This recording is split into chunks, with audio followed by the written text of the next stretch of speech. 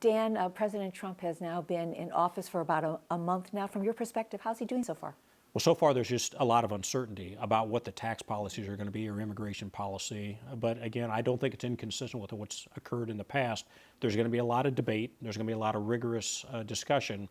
But my hope is that it works well for the people in the end. So he is also talking about undoing Dodd-Frank, those bank regulations to prevent, that came after the financial crisis. What do you think about that? Are you in favor? Is the time right to do that now? Well, I think what you first have to do is to understand why Dodd-Frank was put in place in the first place, and that's to protect the American investor. So let's make sure that there's ample capital to back up these liabilities that these banks and insurance companies are taking on.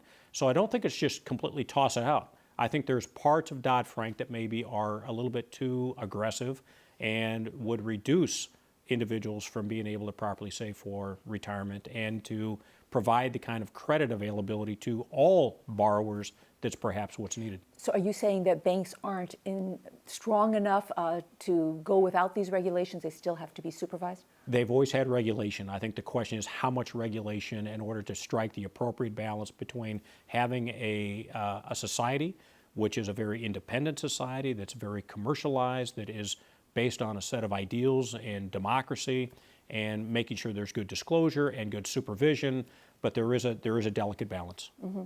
As you know, President Trump has been meeting with dozens of CEOs at the White House and saying that, we'll cut taxes massively, we're going to cut back on regulations, but in return, hire here in the U.S., keep your manufacturing operations here. I know that that's not really applicable to you necessarily, but what do you think of this carrot and stick approach that he's using? I think sometimes how the message is delivered may be a little bit more dramatic, but I think all of our presidents have always viewed that having a strong domestic economy is good for American workers.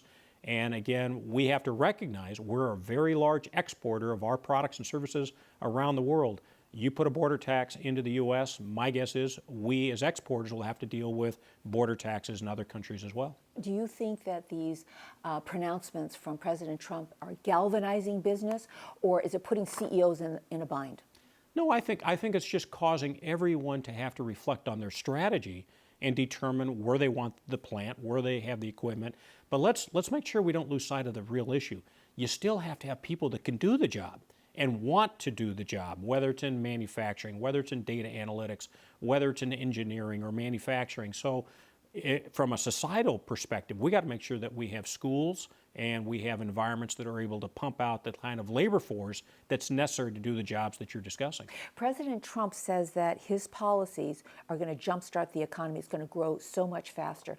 How much faster do you think the economy is going to grow, given what you're seeing? Personally, if we've been running around that 1.75 GDP to 2.25, maybe it gets up to 3%. I think people can underappreciate how difficult it is to take a very mature economy like what we have here in the U.S.